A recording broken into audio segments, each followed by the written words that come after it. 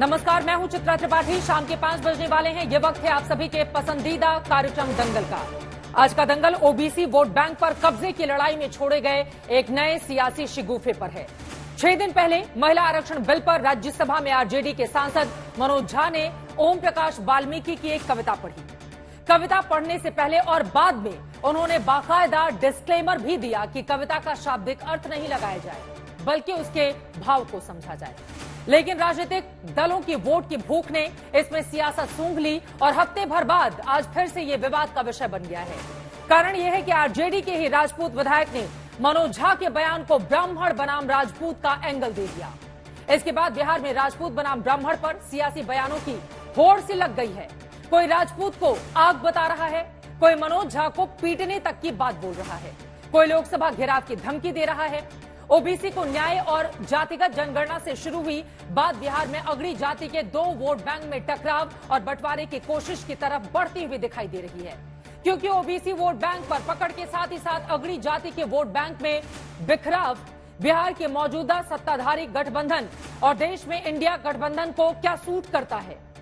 सवाल यह है कि क्या संसद में आरजेडी सांसद मनोज झा की ओर से पढ़ी गई कविता को जानबूझकर अगड़ी जाति के 2 वोट बैंक के बीच टकराव की ओर मोड़ दिया गया है।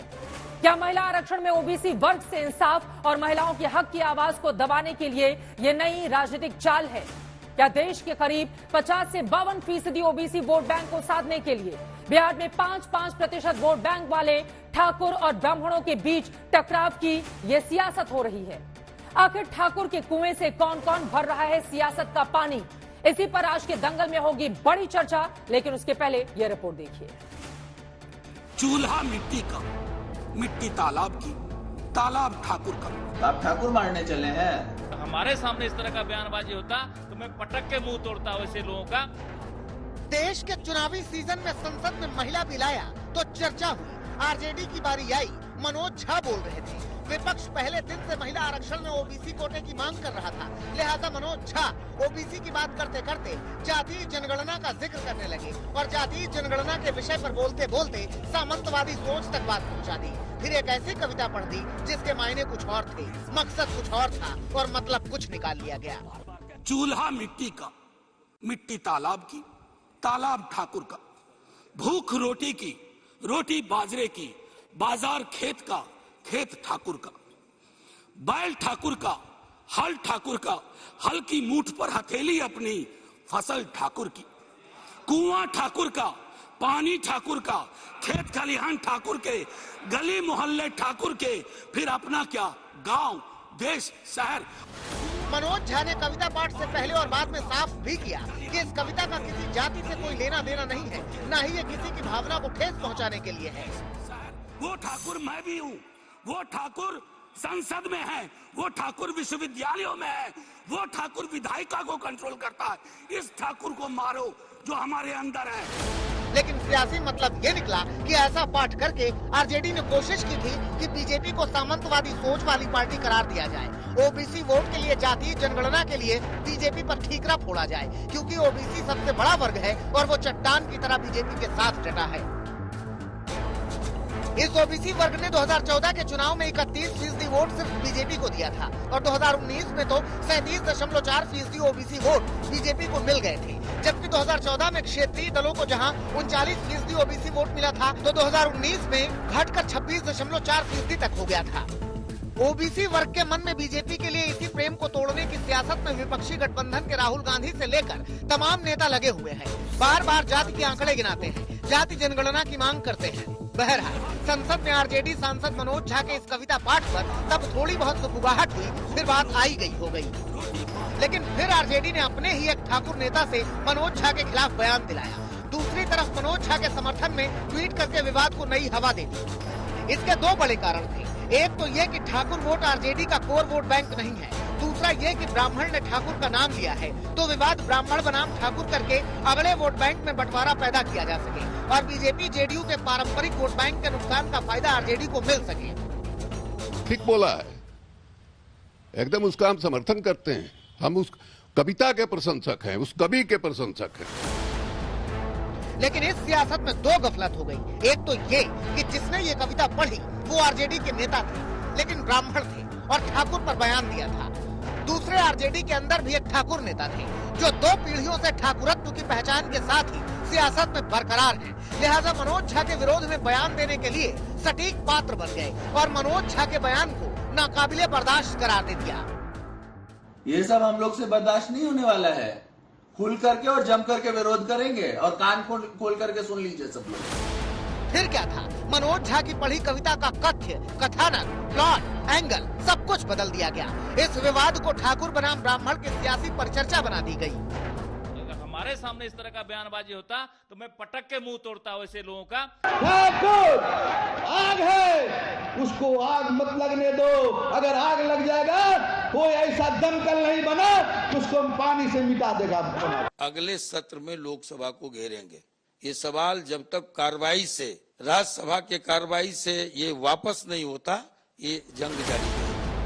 अब ये विमर्श और आगे बढ़ने की आशंका है और जाति की नीति पर सियासत की रोटी सेकने वाले बिहार की जमीन पर तो ये आग तब तक सुलगती नजर आ रही है जब तक चुनाव न हो जाए। पटना से रोहित कुमार सिंह के साथ आज तक ब्यूरो। राजनीति का ये अपना चरित्र है, कभी अगड़े और पिछड़े की लड़ाई तो कभी अगड़ों में भी, उसमें भी 2 अलग अलग जातियों को लेकर लड़ाई। अपना अपना फायदा देखने की कोशिश भी की जा रही है, लेकिन क्या इससे किसी का भला होगा? कई ऐसे सवाल हैं जिसको लेकर बड़ी चर्चा हम करने वाले हैं। खास मेहमान जुड़ चुके हैं, उनका तारुफ आपसे करवा देती हूं। नीरज कुमार बबलू जी, आप फॉर्मर मिनिस्टर हैं, बिहार के एमएलए हैं, भारतीय जनता पार्टी के हमारे साथ जुड़े हुए हैं। अमजद खान साहब लीडर आरजेडी के हमारे साथ जुड़ चुके हैं। ठाकुर अभिषेक सोम जी क्षत्रिय लीडर हैं, वो भी हमारे साथ मौजूद हैं। विकास कुमार सिंह जी प्रदेश उपाध्यक्ष हैं, अखिल भारतीय क्षत्रिय महासभा के मौजूद हैं। आशुतोष कुमार झा अध्यक्ष हैं, ब्राह्मण महासभा के हमारे साथ जुड़े हुए हैं। अजय शुक्ला जी पॉलिटिकल एनालिस्ट हमारे साथ जुड़े हुए हैं। आप सभी लोगों का बहुत स्वागत है। लेकिन सबसे पहले नीरज बबलू जी आपसे ही शुरुआत करते हुए, आप कह रहे हैं कि अगर मैं राज्यसभा के भीतर रहता तो फिर उनको वहीं पर पटक कर मारने लगता। ये कौन सी भाषा है? आप इतने बड़े सीनियर लीडर हैं और उन्होंने तो अलग परिप्रेक्ष्य में कविता कही थी, तो फिर इसको लेकर इतना बवाल क्यों है? नीरज कुमार जी देखिए, हमारा विरोध सिर्फ कविता को लेकर के नहीं है। कविता के आड़ में जैसे उन्होंने कहा कि अगर हमारे अंदर ठाकुर है तो हमको उसको मारना चाहिए, तो हम ये पूछना चाहते हैं कि ये ठाकुर शब्द को क्यों बदनाम करना चाह रहे हैं? वो ये कहते कि हमारे अंदर राक्षस है, हमारे अंदर रावण है, हमको उसको मारना चाहिए। ठाकुर शब्द को आप बदनाम करने की कोशिश कर रहे हैं, तो हमारा विरोध वहां है कि ठाकुर समाज देश के लिए लड़ने भिड़ने का काम किया। और ठाकुर समाज जो है सिर्फ राजपूत ही ठाकुर नहीं लिखते हैं, ब्राह्मण भी ठाकुर लिखते हैं, भूमियार भी ठाकुर लिखते हैं, और हमारे यहाँ नाई भी ठाकुर लिखते हैं। तो सभी समाज का टाइटल ठाकुर है। आप इसका मतलब है कि ठाकुर को नहीं गाली दे रहे, सभी समाज को गाली दे रहे हैं। तो हमारा विरोध वहां पे है जहां उन्होंने ठाकुर शब्द का इस्तेमाल किया, दुरुपयोग किया, और उन्होंने कहा कि हमारे अंदर के ठाकुर को मारना चाहिए। तो हम ये कह रहे हैं कि आदरणीय प्रधानमंत्री नरेंद्र मोदी जी जिस तरह से सबका साथ, सबका विकास, सबका विश्वास के साथ काम करते हैं और सबके लिए काम करते हैं, सबके लिए भले के लिए काम करते हैं, तो इस तरह का समाज में विद्वेष फैलाने का काम करते हैं। अरे ओम प्रकाश वाल्मीकि जी ने तो 1981 में ये कविता लिखी थी और सामंतवादी सोच को लेकर ये कविता कही गई, जैसा कि शिवानंद तिवारी बोल रहे हैं, तो उसको आप लोगों ने लपक लिया। और सवाल ये भी है, देखिए अपनी अपनी ये पॉलिटिक्स है। अब चूंकि आरजेडी के ही एक विधायक ने सबसे पहले विरोध कर दिया, आनंद मोहन उनके बेटे, दोनों ही लोगों ने, तो आपको भी लगा कि बीजेपी पीछे नहीं रह जाए इसमें, तो आप भी चले आए। 21 तारीख की कविता 6 दिन के बाद विरोध क्यों किया जा रहा है? समाज को जो लोग, देखिए समाज को जो लोग कटघरे में खड़ा करने का काम करेगा, समाज का विरोध करेगा, तो समाज के लोग खड़े होंगे। जब चींटी पे पैर पड़ता है तो चींटी भी काटता है। किसी के मुंह पर अगर इस तरह का बयान दिया जाए, बाइट दिया जाए, तो लोग विरोध करेंगे ही करेंगे। आप देखिए एक तरफ समाज की कितनी कुर्बानी रही है इस देश को बचाने में, इस देश को आगे बढ़ाने में, तो समाज को तोड़ने का आप याद करिए, लालू यादव जी बयान दिए थे भूरा बाल साफ करो, तो भूरा बाल साफ करने के चक्कर में उनकी पार्टी की सफाया हो गया पार्टी का। आज पुनः वो षड्यंत्र कर रहे हैं, कहीं न कहीं समाज को तोड़ने का प्रयास कर रहे हैं, एक समाज से दूसरे समाज को लड़ाने का प्रयास कर रहे हैं। लेकिन कोई समाज लड़ने वाली नहीं है। हम किसी समाज का विरोध नहीं करते, हम ऐसे व्यक्ति का विरोध करते हैं जो कहीं न कहीं समाज को कटघरे में खड़ा करता है, किसी टाइटल को कटघरे में खड़ा करता है। इन चीज का हमारा विरोध है और ये विरोध जारी रहेगा जब तक ये माफी नहीं मांगेंगे। जब तक माफी नहीं मांगेंगे तब तक कोई मानेगा नहीं। और अब तो विरोध की आवाज आरजेडी के भीतर से ही उठी है, आनंद मोहन और उनके विधायक बेटे की ओर से। और नहीं सवाल तो सुनिए, सवाल तो सुनिए, क्या ये फूट डालो राज करो नहीं है? बबलू को चाहिए था कि रमेश भिदोड़ी ने जो बयान दिया है उत्तर प्रदेश बिहारियों को दिल्ली से मार के भगा दो, तो उस पर तो बोल नहीं रहे हैं। ये अभी संसद के अंदर रमेश भिदोड़ी ने बहुत ज्यादा माइनॉरिटीज के लिए बोला, तो भाजपा के लोगों ने उन पर कोई कार्रवाई नहीं किया। ठीक है, तो आप ये बताइए, भाजपा जो है इस समय जो ये 2024 के इलेक्शन को जीतने के लिए हर रणनीति अपना रही है। इनके पास कोई मुद्दा नहीं है, न रोजी रोजगार का मुद्दा है। हम काम कर रहे हैं, इनको लग रहा है कि बिहार से जिस तरह हम लोग खत्म होने वाले हैं उसी तरह पूरे हिंदुस्तान से खत्म हो जाएंगे। उनको बचाने के लिए देश के अंदर जो है ये जाति और धर्म की राजनीति करना चाहते हैं। अब आप मेरा सवाल सुनिए। अमजद खान जी, मेरा सवाल सुनिए। सवाल ये है कि आपके एक ब्राह्मण लीडर की ओर से एक कविता पढ़ी जाती है, कहा जा रहा है कि वो कविता भी जानबूझकर पढ़वाई गई और फिर बिहार में जाकर अपने ही आरजेडी के विधायक को खड़ा कर दिया उनके सामने कि भैया तुम उनका विरोध करने लगो।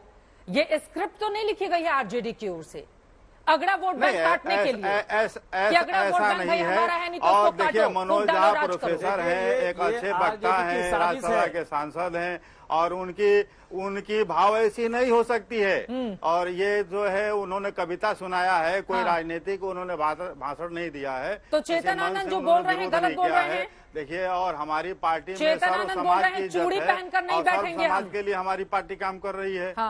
वो कह रहे हैं चूड़ी पहनकर नहीं बैठेंगे। ये राजनीतिक प्रोपेगेंडा फैलाने की कोशिश हो रही है। आप ही के आरजेडी के विधायक हैं वो। ये मुद्दा बनाने वाली कोई मुद्दा बनाने का कोई ये मसला नहीं है जी। ये सियासत में ये लोग हार रहे हैं, इनको मालूम है कि 2024 में हम हारने जा रहे हैं, हमारी सरकार अब रिपीट नहीं होगी, इसलिए अपना ये ग्राउंड बना रहे हैं। कोई ना कोई मुद्दा चाहिए इनके पास। मनोज झा का क्या आरजेडी बचाव करेगी और कैसे करेगी, ये बताइए।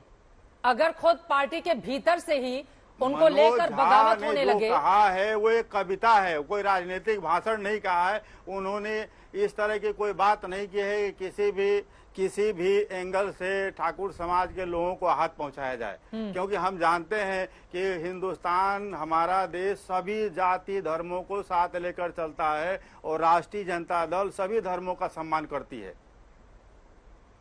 मुझे लग रहा है एक बार आनंद मोहन जी उनकी बाइट आप सुन लीजिए, उन्होंने क्या बयान दिया है, उसके बाद मैं फिर आपके पास आऊंगी।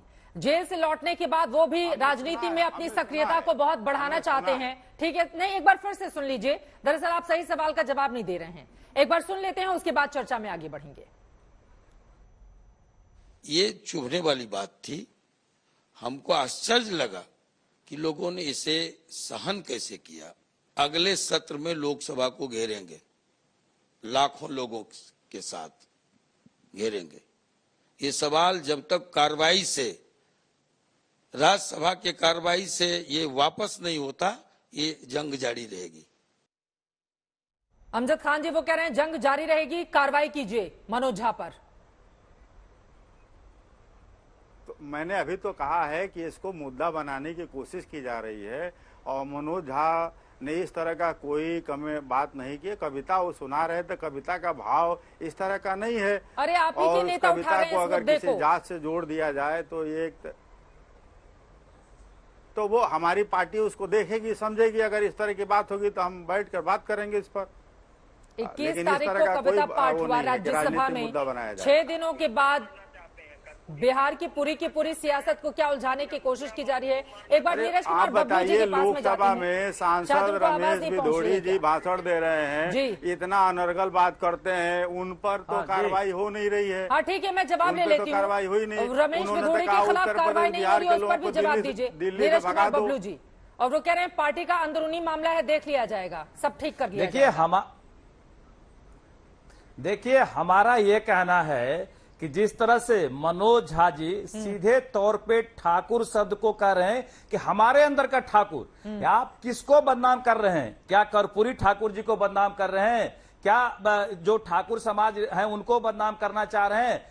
किस समाज को आप टारगेट कर रहे हैं? पूरे बिहार में ये विद्वेष फैलाने का जो है, इस विद्वेष का विरोध हो रहा है। आपको ये देखना पड़ेगा कि एक तरफ कह रहे हैं कि आरजेडी के लोग हैं, एक तरफ अब चाकू भी मरवा रहे हैं और दूसरी तरफ मलहम भी लगा रहे हैं। ये समझ में नहीं आ रहा कि आखिर कौन सा षड्यंत्र आप करना चाह रहे हैं। पूरी आरजेडी षड्यंत्र में लगी हुई है। वो देख रही है कि हमारा जनाधार पूरी तरह खिसक गया है, तो जनाधार को समेटने के लिए, अपना अस्तित्व बचाने के लिए इस तरह का षड्यंत्र चल रहा है। ये इनको लग रहा है कि बिहार में पूरे तरह पूरा समाज, हर समाज के लोग भारतीय जनता पार्टी की तरफ इनका झुकाव है। भारतीय जनता पार्टी पूरी तरह मजबूत स्थिति में है, पूरी मजबूत होते जा रही है। और यहाँ 2024 हो या 25 हो, इंडिया गठबंधन का सफाया होने वाला है। इसलिए ये षड्यंत्र किया जा रहा है, जाति से जाति को तोड़ने का, समाज से समाज को भिराने का पूरी तरह षड्यंत्र चल रहा है। जो पहले षड्यंत्र किए थे लालू जी जेल से निकले हैं, तो पुनः ये षड्यंत्र कर रहे हैं। इनको बेचैनी छूटा हुआ है कि सारा समाज एक कैसे हो रहा है, नरेंद्र मोदी जी इतने बड़े बड़े काम कैसे कर रहे हैं। एक एक करके किसान के मुद्दे पर काम करना चाहता है। लोग परेशान है, किसान के मुद्दे पर अगर काम करना चाहते हैं, परेशान है। एक मिनट मेरी बात सुनिए। माननीय प्रधानमंत्री जी के वजह से इतना बड़ा काम हो रहा है। मेरा एक बिहार में एक तरफा अमजद खान साहब, मेरा सवाल सुन लीजिए, उसके बाद बोलिएगा। समर्थन दे रहे हैं सब लगातार ऐसे एक सब में बोलते मत जाइए। अमजद खान जी, सवाल तो सुनिए पहले मेरा सवाल आपसे ये है, महिला आरक्षण विधेयक को लेकर राज्यसभा में चर्चा हो रही थी। पहली बार ऐसा हुआ जब सभी पार्टियों ने एकजुट होकर वहां पर वोटिंग की। राज्यसभा के भीतर, राज्यसभा में महिला आरक्षण बिल पर चर्चा हो रही है। ये 1981 की कविता लेकर वहां पर बोलने का क्या मतलब था? और फिर उसके जरिए अब तो सियासत छिड़ी हुई है, तो सब लोग इसके आगे पीछे देखिए। जेडीयू के भी नेताओं की ओर से अब बयान सामने आ गया है। अमजद खान जी, और सुनिए उन्होंने क्या कहा है। एक तरफ तो चेतन आनंद बोल ही रहे हैं, आपने यहां पर आनंद मोहन का बयान सुन ही लिया है। दूसरी तरफ वहीं आपको बताते चले कि जो जेडीयू के नेता हैं उनकी ओर से भी कहा गया है इस पर बोलते हुए कि कविता किस प्रसंग में लिखी गई है ये अलग विषय है। सुनील सिंह जी बोल रहे हैं, किसी ने तो ये भी लिखा है कि नाग को देखें और मैथिली ब्राह्मण को देखें, पहले फिर वो मैथिली ब्राह्मण के खिलाफ टिप्पणी करते हैं। मैं यहां पर नहीं बोलूंगी, क्या ये उपयोग हो सकता है? आप ही के अब सहयोगी दलों की ओर से भी इस तरह की बातें निकलकर सामने आने लगी हैं। अमजद खान जी, बिल्कुल नहीं हो सकता है, लेकिन उनका अपना उन्होंने स्टेटमेंट दिया है कि हमारा ऐसा कोई भाव नहीं है। फिर उसको राजनीतिक मुद्दा बनाने की जरूरत ही नहीं है। राजनीतिक मुद्दा तो जेडीयू और आप ही के विधायक बना रहे हैं। समाज के साथ है, सभी धर्मों का सम्मान करती है। सर, राजनीतिक मुद्दा कौन बना रहा है? आप ही की पार्टी के लोग बना रहे हैं। किसी का व्यक्तिगत बयान से पार्टी से कोई मतलब नहीं है। किसका बयान व्यक्तिगत है? किसका बयान? अगर कोई व्यक्तिगत बयान दे रहा है, अभी मान लीजिए रमेश भिदोड़ी जी ने कहा कि बिहार और उत्तर प्रदेश के लोगों को दिल्ली से मार के भगा दो, तो भाजपा के लोग जो बिहार के बड़े लोग हैं, रमेश भिदोड़ी का बयान संसद से निकाल लिया गया है। एक सेकंड सुनिए, और बार बार आप कह रहे हैं कि यूपी और बिहार के लोगों को, मुझे लग रहा है कि नीरज कुमार बबलू भी क्लियर कर दे। और एक सेकंड, चूंकि संसद से निकाल दिया गया है और मैं यहाँ पर बताऊं, एक पर्टिकुलर धर्म विशेष को लेकर उनकी ओर से टिप्पणी की गई थी। 15 दिनों के भीतर उनको अपना जवाब भी देना है।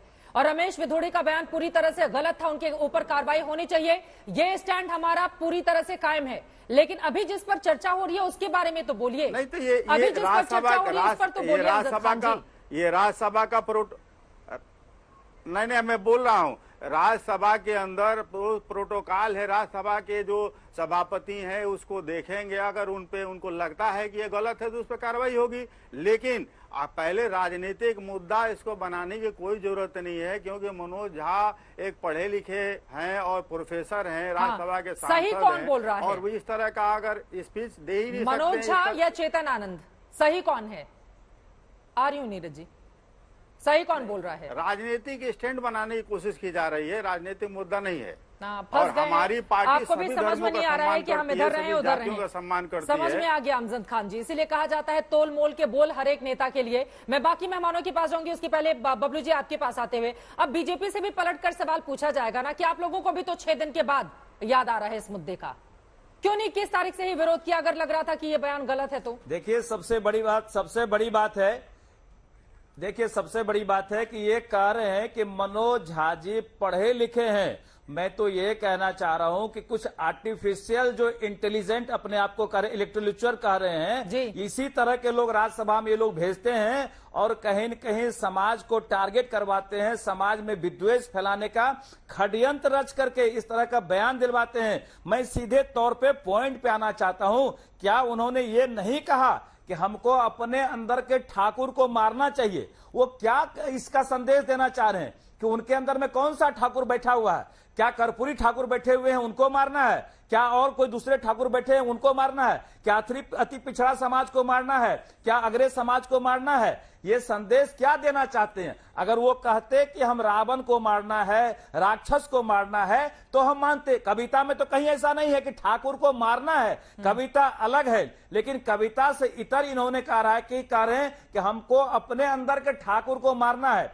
ये काफी दुखद है। माननीय प्रधानमंत्री जिस तरह से सभी समाज को अपना एक तरफ से काम करते हैं, विकास का काम करते हैं, उससे इन लोगों का कलेजा फट रहा है, बेचैनी छूट रही है। इसलिए समाज में विद्वेष फैलाने वाला तरह तरह का षड्यंत्र करने का काम करते हैं और इस षड्यंत्र का पर्दाफाश हो चुका है। आरजेडी के लोगों का पर्दाफाश हो चुका है। आरजेडी के लोग ही आरजेडी का विरोध कर रहे हैं, आरजेडी के लोगों का जेडीयू के लोग विरोध कर रहे हैं। अब वो पल्ला झाड़ रहे हैं कि व्यक्तिगत बयान हो सकता है। ये व्यक्तिगत बयान नहीं है किसी का, ये प्री प्लान्ड बयान है समाज को तोड़ने का, और इसका खामियाजा इनको भुगतना पड़ेगा, इसका जवाब इनको देना पड़ेगा। जिस तरह से पूरे बिहार में विद्वेष फैला हुआ है, विद्रोह फैला हुआ है, हर गली, हर मोहल्ले, हर चौक चौराहे पे इसका विरोध जारी है और इसका खामियाजा आरजेडी को भुगतना पड़ेगा। अमजद खान जी, उनकी बातों पर भी बाकी 4 लोग और हैं, उनके पास में जाऊंगी। अमजद खान साहब, एक सवाल सुनिए। ये चूंकि अगड़ों में आप लोगों को वोटों की हिस्सेदारी कम है, इस वजह से भी बेचैनी ज्यादा है क्या इस तरह के बयान को लेकर? यह सवाल बार बार पूछा जा रहा है विपक्षी दलों की ओर से। देखिए, बिहार में राजपूतों की संख्या 5% है और अभी इस जाति के 7 सांसद हैं। 2019 में राजपूत के जाति के 5 सांसद भारतीय जनता पार्टी से जीते थे, एक जेडीयू से, एक एलजेपी से। हालांकि उस समय आरजेडी का खाता नहीं खुला था, तो आपके कोई भी सांसद उसमें नहीं है। ये पूरी कवायद उसी के तौर पर क्यों नहीं मानी जाए कि अब 24 का चुनाव नजदीक है तो बीजेपी से उसको शिफ्ट करना है, तो एक तरफ यहां से बयान दिलवाओ और बिहार से विरोध करवाओ। लोकतंत्र में एक वोट का बहुत महत्व है।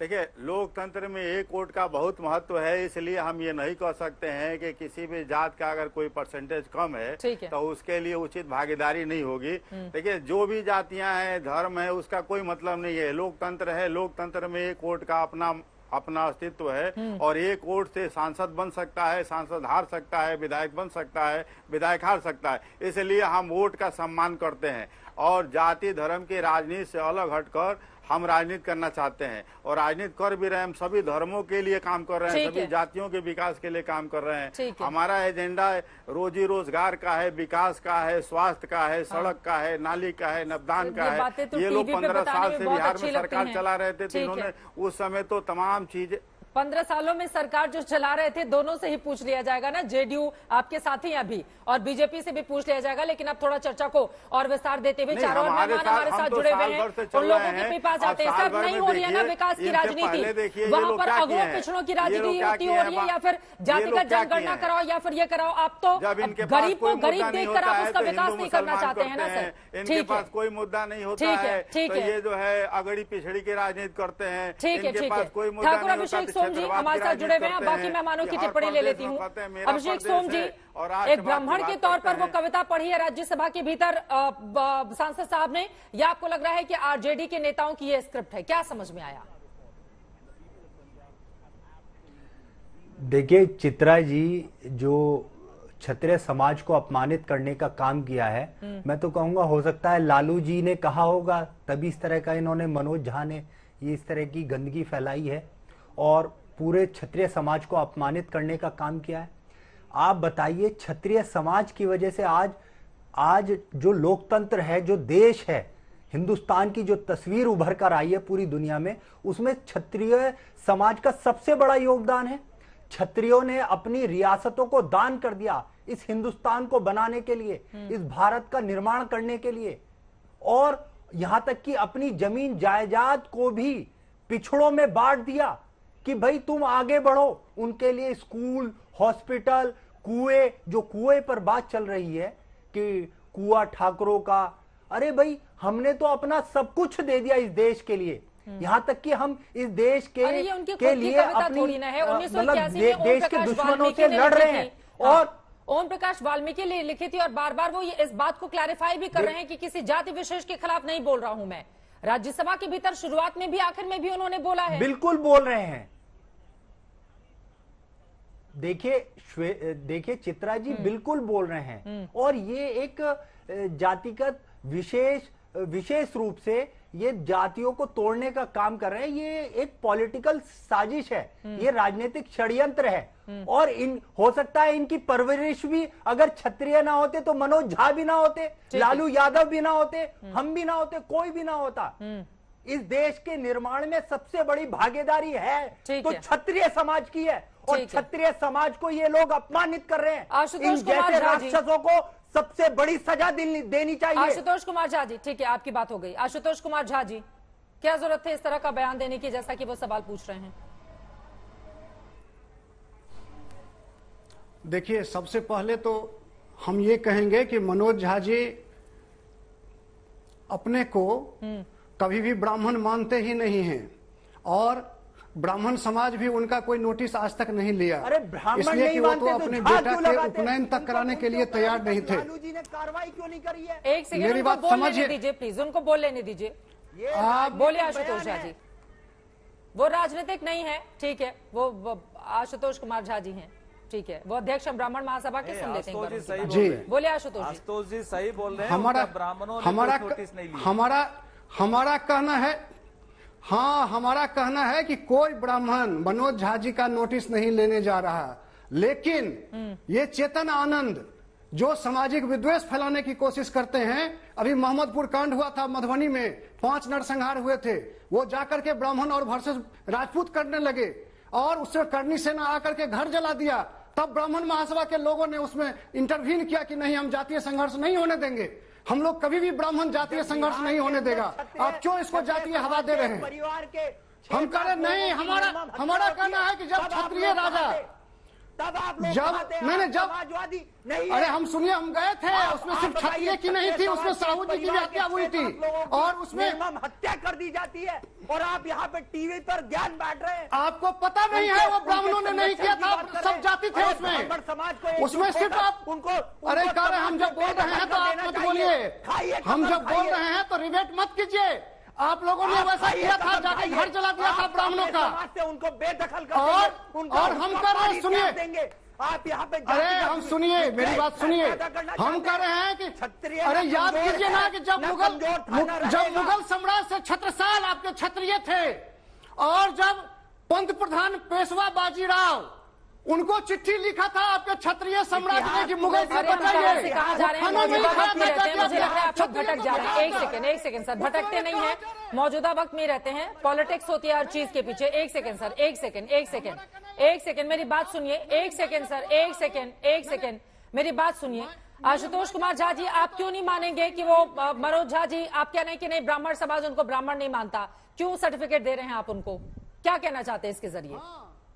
हम भी कर रहे हैं, हम उसमें नहीं जाते, हम कहते हैं जो जातीय विद्वेष फैलाने की जो साजिश हो रही है, हाँ, जो साजिश हो रही है वो हम लोग नहीं होने देंगे। हम क्षत्रिय में और ब्राह्मण में बंटवारा नहीं चाहते, हम एक भाई भाई होकर रहना चाहते हैं। भारत देश सबका है, सिर्फ क्षत्रिय का नहीं है या सिर्फ ब्राह्मणों का नहीं है। हम कह रहे हैं कि हम सामाजिक विद्वेष नहीं फैलाने देंगे। ठीक है, ये बात तो सही है ना, ठीक है। विकास कुमार सिंह जी, जल्दी से एक टिप्पणी आपकी। अगर वो मनोज कुमार झा के जातीय विद्वेष वाले बयान की निंदा कर रहे हैं, वो उसे अपने आप को एसोसिएट नहीं कर रहे हैं, तो चेतन आनंद के बयान को क्यों आप लोग अपने साथ जोड़कर चल रहे हैं? क्यों नहीं आप इसकी निंदा कर रहे हैं? जातीय विद्वेष कहीं से भी फैलाई जाए, वो पूरी तरह से गलत है ना, समाज को बांटने वाला बयान है, उसका विरोध क्यों नहीं किया जाता है? चित्रा जी, मैं काफी देर से सब लोगों को बहुत ध्यान से सुन रहा था, तो आग्रह आपको होगा कि 1-2 मिनट समय मुझे देंगी, मैं पहली बार आपके गेस्ट में आया हूं। सवाल मनोज झा के कविता का नहीं है, हाँ, या सवाल चेतन आनंद के विरोध का नहीं है।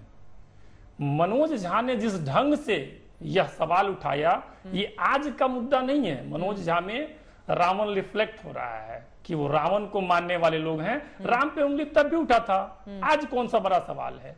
ये लड़ाई जो है चित्रा जी, ये तब की नहीं है, ये लड़ाई उस पीड़ा को दर्शाता है मनोज झा के, जब कभी भी हिंदुस्तान में, स्वतंत्र भारत में, मैं जिस दौर का ये कविता सुना रहा है ना, उस दौर में नहीं जा रहा हूं, स्वतंत्र भारत में जब डीएम, सीएम और पीएम मनोज झा ही हुआ करते थे और उसको एक सामंतवादी राजपूत ने तोड़ दिया, वो दर्द मनोज झा के अंदर से झलक रहा है। ठाकुर ही क्यों?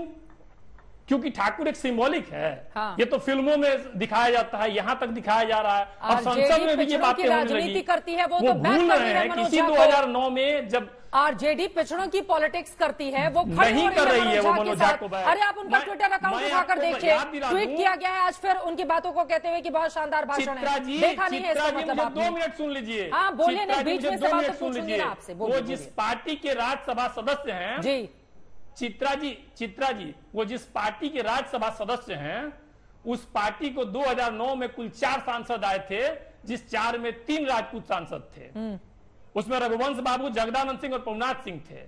वही जगदानंद सिंह और वही रघुवंश बाबू आजीवन लालू यादव के साथ रहे, और उनको आज दरकिनार करके मनोज झा जैसे नॉन पॉलिटिकल व्यक्ति को, जिसको राजनीति का कोई ज्ञान नहीं है, उसको राज्यसभा भेजा गया है। और क्यों भेजा गया है? ताकि वो क्षत्रियों को गाली दे।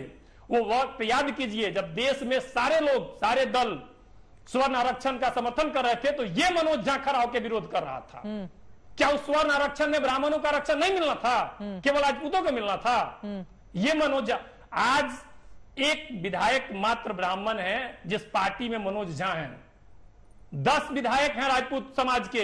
बिहार के तमाम बड़े राजपूत नेता आज उसी पार्टी में हैं जिस पार्टी के मनोज झा राज्यसभा सदस्य हैं। हाँ। लेकिन उनको इसलिए गाली देना है कि उनको ठाकुर का पीड़ा है कि आज मनोज झा डीएम की कुर्सी पे नहीं है। उनको सबसे बड़ा पीड़ा है कि वो तेजस्वी यादव के पीछे क्यों खड़े हैं। जिस तेजस्वी यादव को अपने चरणों की धूल नहीं समझते थे मनोज झा, उसके पीछे क्यों खड़े हैं? क्योंकि एक राजपूत सामंतवादी जब इस देश का प्रधानमंत्री बना तो उसने ओबीसी को इतना आवाज दिया कि कोई तेजस्वी यादव, कोई नीतीश कुमार बिहार का मुख्यमंत्री बन सकता है, कोई नरेंद्र मोदी देश का प्रधानमंत्री बन सकता है। आप अलग ही लाइन पे लेके हिंदुस्तान के किसी भी प्रदेश में। ठीक है सर, अब बीते दिनों की बात हो गई है, और उसी समय की एक कविता भी है, 1981 की एक कविता भी है, जो 2023 में आप लोगों को इतनी ज्यादा चुभ रही है। ठीक है, लेकिन जातिवाद को लेकर किस तरह की मानसिकता है, ये जरूर सामने आ रही है। जब चंद्रयान 3 उधर उतर रहा है, देश को अलग अलग दिशा में कामयाबी मिल रही है, उसके बावजूद हम लोग जातिवाद को लेकर किस तरह की संकीर्ण सोच रखते हैं, ये कम से कम आज डिबेट में भी और जिस तरह की पॉलिटिक्स बिहार में चल रही है उसके जरिए परिलक्षित होता है। अजय शुक्ला जी, क्या समझा जाए इससे? जो आरोप ओर से लगाए गए हैं उसमें दम है क्या? बड़ी शर्मनाक स्थिति है, और इससे ज्यादा और हो नहीं सकती, क्योंकि मनोज झा ने जो कहा, मैं उसे इंडोर्स करते हुए, उन्होंने बड़ा स्पष्ट कहा, जाति से कोई मतलब नहीं। उन्होंने ये इसलिए इंडोर्स किया और चीजों को कहा क्योंकि उन्हें पता था कि इस तरह के ड्रामे होंगे। और जिस समय की आप जैसा जिक्र कर रही हैं कि जिस तरीके से, जबकि ये कविता है और मैं जानता हूं ओम प्रकाश वाल्मीकि से मिला हूं, वो दलित चिंतक थे, और जिस तरह के हालात रहे हैं हिंदुस्तान का इतिहास से लेके आज तक की स्थिति देखिएगा, फिल्मों तक में उसको बार बार दर्शाया गया कि किस तरीके से, मैं नाम नहीं लूंगा जाति का क्योंकि लोगों को जातिवादी ज्यादा सोच बढ़ गई है, तो एक सोच होती थी इसी बिहार की कि जाति खत्म होगी और इसलिए अपने नाम के आगे से जातियां हटाई जाएंगी। बिल्कुल। लेकिन हालात इतने बदल गए, आज उसी जगह आकर के जिस सोच की लड़ाई लड़ी गई थी, आज वहीं पर इतनी ज्यादा निकृष्ट सोच हो गई है कि उसे ले जाकर के किसी उसमें आप फिट करते हैं कि हाँ वो ठाकुरों पे हमला है, या उसमें ठाकुर कौन सी जाति होती है। मुझे अभी नीरज बोल रहे थे, नीरज खुद जानते हैं कि ठाकुर उसको भी कहते हैं जो नाई होता है, ठाकुर ब्राह्मण को भी कहते हैं, ठाकुर दबंग को भी कहते हैं, तमाम सारे लोगों को कहते हैं। तो इन्होंने अपने से ठाकुर विधायक हैं, चाहे वो आरजेडी के हों चाहे वो जेडीयू के हों, देखिए नीरज बबलू को अगर हम बीजेपी को थोड़ी देर के लिए किनारे भी कर दें तो फिर विरोध की आवाज तो उनके खुद के दल से निकल रही है, विरोध तो वहीं से किया जा रहा है। मैं यही कह रहा हूं, क्योंकि उनकी राजनीति खराब होने लगी, उनकी राजनीति इसलिए क्योंकि उन्हें साधना है, वो उसे अपने लिए यूज करना चाहते हैं, इसलिए कर रहे हैं। कौन अपने लिए झा ने यूज जो करना कहा, चाहता है? मैं समझता हूं कि बहुत बेहतरीन कहा, और उन्होंने जिस परिप्रेक्ष्य में कहा उसे निश्चित रूप से इस देश के लिए, देश की स्थितियों को लेकर और मौजूद स्थितियों में तमाम ऐसी घटनाएं हो रही हैं। नहीं अजय शुक्ला जी, एक बात बताइए, मौजूद स्थितियां ठीक है, वो बिल्कुल सही बात है आपकी, मध्य प्रदेश हो या कोई भी हिस्सा हो, इससे इनकार नहीं किया जा सकता है। लेकिन ये कविता जिन्होंने लिखी थी वो तो 1981 में लिखी थी ना, और कहा जाता है कि जब कोई भी कवि कविता लिखता है तो आसपास की परिस्थितियों को देखकर लिखता है, यानी कि 1981 से लेकर आज तक के हालात नहीं बदले हैं। बीते कई सालों में, 40-45 सालों में भी हालात जस के तस हैं। अजय शुक्ला जी, मेरा ये सवाल है, एक सेकंड सुनिए, एक सेकंड, ठीक है। अजय शुक्ला जी, मेरा ये सवाल है, उनकी ओर से महिला आरक्षण बिल पर अपनी बात रखी जा रही थी, तो ये वाली कविता का संदर्भ वहां पर लाने की क्या जरूरत थी? इसलिए जरूरत थी, मैंने आपसे कहा ना कि आपने तमाम फिल्मों से लेके तमाम सारी उसमें देखा होगा, बड़े बड़े चिंतकों ने लिखा है कि साहब किसी लड़की के साथ में रेप करने वाले का जब नाम जुड़ता था तो वो इत्तेफाक से ठाकुर बिरादरी से कहीं ना कहीं जोड़ दिया जाता था। उधर से विरोध किया जाता है इसका कि जानबूझकर इस तरह की मनगढ़ंत बातें लिखी गई, चाहे वो फिल्म हो चाहे वो बाहर की बातें हो। तो दबंग को दबंग कहने का एक ये ठाकुर तरीका था, ठाकुर कोई जाति नहीं है। चित्रा जी, आप भी उत्तर प्रदेश से आती हैं, आपने देखा है वहां पर उत्तर प्रदेश में ठाकुर जाति है, उत्तर प्रदेश में ठाकुर जाति है सर, उत्तर प्रदेश में ठाकुर जाति है, ठाकुर कोई जाति नहीं है, बिल्कुल जाति है, बिल्कुल जाति है, आप नहीं इनकार कर सकते हैं इससे। अपने अपने आगे लगाता है। ठीक है जी। आपकी बातों पर अभिषेक सोम कुछ जोड़ना चाह रहे हैं, उसके बाद मैं राजनीतिक मेहमानों के पास जाऊंगी। अभिषेक जी, वो कह रहे हैं ठाकुर कोई जाति नहीं है, बेवजह ओढ़ लिया है अपने ऊपर आप लोगों ने। देखिए, मुझे लगता है इनका मानसिक संतुलन बिगड़ चुका है, जो एक समाज को इस तरह की नेशनल टीवी पर बैठकर इस तरह की अभद्र टिप्पणी कर रहे हैं। रही बात क्षत्रिय समाज की, क्षत्रिय समाज पूरे देश का एकजुट है और हमें इतिहास दोहराने पर मजबूर ना करें, कोई भी गलत फहमी में ना रहे। हम लोग तख्ता पलट करने की क्षमता रखते हैं, और कल भी रखते हैं, आज भी रखते हैं और आगे भी रहेंगे। हमने इस देश का निर्माण किया है, हमारे पूर्वजों ने बलिदान दिया है, और ये लोग, इन लोगों के पूर्वजों ने क्या किया है बताइए ना, इतिहास के पन्नों में लिखा हुआ है इन लोगों ने क्या किया है? कुछ नहीं किया है, केवल तोड़ा है और अंग्रेजों की गुलामी करी है इन लोगों ने। न देते तो हिंदुस्तान के अंदर ये शुक्ला जी मुझे लगता है मानसिक रोगी है, इस तरह की अभद्र टिप्पणी कर रहे हैं। ये इस तरह की व्यक्तिगत टिप्पणी बिल्कुल भी नहीं। ये कौन सी भाषा है? सबका आवाज डाउन कीजिए, सबका आवाज डाउन कीजिए। एक सेकंड सर, ये यहाँ पर सड़क पर चर्चा नहीं हो रही है, ये कौन सी भाषा है मानसिक रोगी कहना किसी को?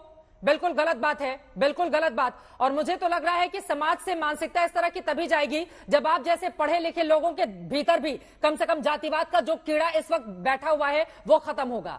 सबसे पहले आप लोगों को खुद को चेंज करने की जरूरत है। नीरज बबलू जी, आखिरी टिप्पणी इस पर आपकी, इसी के जरिए राजनीति आगे बढ़ेगी क्या आप बीजेपी की? बबलू साहब। बिल्कुल ये नहीं है। देखिए, जिस तरह से वहां पे कविता पढ़ा जा रहा था और आरक्षण बिल पे भाषण दिया जा रहा था, तो एक तरफ आप आरक्षण बिल पे भाषण दे रहे हैं, दूसरी तरफ बिहार में जहां आपकी सत्ता है वहां आरक्षण बिल के नाम पर दलित महिलाओं को पीटा जा रहा है, नंगा करके उसके देह पर पेशाब किया जा रहा है। तो इतना बड़ा ये जो चेंज है, ये इस पे भाषण आप कैसे दे सकते हैं? आप वहां मनोज झा जी के माध्यम से गलत संदेश दे रहे हैं। आरजेडी मनोज झा को मुखड़ा बना करके और एक जाति को कहीं न कहीं बदनाम करने के लिए इस तरह का बयानबाजी कराए हैं। ये प्री प्लान्ड बयानबाजी है। मैं स्पष्ट तौर पे कहना चाहता हूं, इस तरह के बयान से किसी समाज में कोई झगड़ा नहीं होने वाला, कोई विवाद नहीं होने वाला है, कहीं से राजपूत ब्राह्मण नहीं लड़ने वाले हैं। मैं आशुतोष झा जी के बयान का सपोर्ट करता हूं कि ये लोग सिर्फ नाम के झा हैं, काम के आरजेडी हैं। ये आरजेडी से संबंधित हैं, आरजेडी की बात करते हैं, आरजेडी के भोंपो हैं, आरजेडी के लिए बसते हैं, ना कि किसी समाज के लिए बसते हैं। जहां तक क्षत्रिय समाज का अपना उदाहरण है, इस देश के लिए क्षत्रिय समाज ने कितना त्याग किया है, बलिदान दिया है, ये उनको याद करना चाहिए। अगर इतिहास से क्षत्रिय समाज का नाम हटा दिया जाए, इतिहास में क्या बच जाएगा? क्षत्रिय समाज की मां बहनें विधवा हुई है इस देश के लिए, क्षत्रिय समाज की औरतें जोहड़ती है इस देश के लिए, इस देश के लिए उन्होंने बलिदान देने का काम किया। किसी को यह अधिकार नहीं है कि ठाकुरों को गाली दे और ठाकुर शब्द का दुरुपयोग करे। सिर्फ मैं कह रहा हूं कि सिर्फ ठाकुर ही क्षत्रिय शब्द का इस्तेमाल नहीं करते हैं। हमारे यहाँ नाई समाज है जो ठाकुर लिखते हैं, ब्राह्मण समाज है वो भी ठाकुर लिखते हैं, भूमियार समाज है वो भी ठाकुर लिखते हैं। ठाकुर को गाली देना मतलब सभी समाज को गाली देना। और एक और सवाल है अमजद खान हो सकता है। ठीक है अमजद खान जी, एक और सवाल है, क्या ये ब्राह्मण वर्सेस ठाकुरों की जो लड़ाई है, इन दोनों के बीच में लड़ाई लगवा के और आराम से दूर बैठकर देखते रहो, ये आरजेडी को सूट करता है क्या? खान साहब देखिए, हमारी पार्टी सभी धर्मों का सम्मान करती है, किसी भी जाति धर्म को ना बढ़ावा देती है ना उसका कोई विरोध करती है। हम सिर्फ विकास चाहते हैं, विकास करना चाहते हैं। हमारे पार्टी के नेता, हमारे पार्टी के राष्ट्रीय अध्यक्ष आदरणीय लालू जी और हमारे तेजस्वी यादव जी जो इस समय उत्तर भारत, क्या भारत के समझ लीजिए युवा क्रांति हैं राजनीति के, और हमारी पार्टी विकास चाहती है, ना कि जातिवाद चाहती है, ना धर्म के खिलाफ राजनीति करना चाहती है। ये मनोज झा के बयान को लेकर जिस तरीके की राजनीतिक प्रोपेगेंडा फैलाई जा रही है, एक भ्रामक स्थिति है, क्योंकि ये बिहार में विकास नहीं चाहते हैं, बिहार का विनाश चाहते हैं। अरे जब आप ही के नेता विरोध करेंगे तो फिर आम लोगों को आप कैसे समझाएंगे कि विकास कौन चाहता है और विनाश कौन चाहता है? उस पर नहीं जाते हुए, लेकिन कुल मिलाकर ये जो जाति का कीड़ा दिमाग में घुसा हुआ है उसको सभी को खत्म किए जाने की जरूरत है। देश आगे बढ़े, प्रदेश आगे बढ़े। सर, प्रदेश आपका कितना आगे बढ़ रहा है आंकड़ों में आप जाकर देख लीजिए। अमजद खान जी, सरकार चलाए हैं, इनकी सरकार का और हमारे तो 2 साल के कार्यकाल का आकलन कर लीजिए कि हम काम कर रहे हैं, ठीक है, उस पर नहीं जाते हुए, अभी जाति पर ही रहते हैं, उस पर नहीं जाते हुए। बिहार में हमेशा अगड़ी और पिछड़ी जातियों की लड़ाई लड़ी है, लेकिन अब ऐसा लग रहा है अगड़ों में भी जाति का कीड़ा इस कदर डाल दिया गया है कि अब दोनों ही पक्षों में लड़ाई की जाने लगी है। सवाल यह है कि इस तरह की पॉलिटिक्स आखिर वो कौन सी पार्टी है जिसको बहुत ज्यादा सूट करता है? इसका फैसला बिहार की जनता को करना है, लेकिन यकीनन जातिवाद का जो कीड़ा है वो देश के लिए और किसी भी प्रदेश के लिए यकीनन सबसे ज्यादा बुरा होता है, क्योंकि जब वो हावी हो जाता है तो विकास की बातें कम होती हैं, सिर्फ जाति की बातें ज्यादा होने लगती हैं, जो हर एक व्यक्ति को व्यक्तिगत तौर पर सबसे ज्यादा चोट और नुकसान पहुंचाती है। इससे सभी को बचने की जरूरत है। बड़ी खबर इस वक्त आ रही है, दिल्ली सीएम के घर बनाने के मामले में सीबीआई ने केस दर्ज किया है। राजधानी दिल्ली से यह खबर सामने आ रही है, सीएम आवास के रेनोवेशन का यह मामला है जिस पर सीबीआई ने केस दर्ज कर लिया है। आपको बताते चले, बीते महीनों में हम सब ने देखा था कि मुख्यमंत्री के आवास का किस तरह से रिनोवेशन किया गया है। इसको लेकर बीजेपी की ओर से लगातार अलग अलग पैसों के आंकड़े सामने रखकर सवाल खड़े किए जाते रहे, और अब इस मामले में सीबीआई जांच करेगी। ये बड़ी जानकारी निकलकर सामने आ रही है। दिल्ली के मुख्यमंत्री अरविंद केजरीवाल के घर को लेकर बीजेपी की ओर से लगातार टारगेट किया जाता रहा है, और अब रेनोवेशन मामले में सीबीआई ने केस दर्ज कर लिया है और इस पूरे मामले की अब बाकायदा जांच की जाएगी। ये बड़ी खबर इस वक्त की सामने आ रही है। इससे जुड़ी हुई जैसे और जानकारी निकलकर सामने आएगी, आज तक आप तक पहुंचाता रहेगा। देश और दुनिया की तमाम खबरों के लिए आप देखते रहिए आज तक।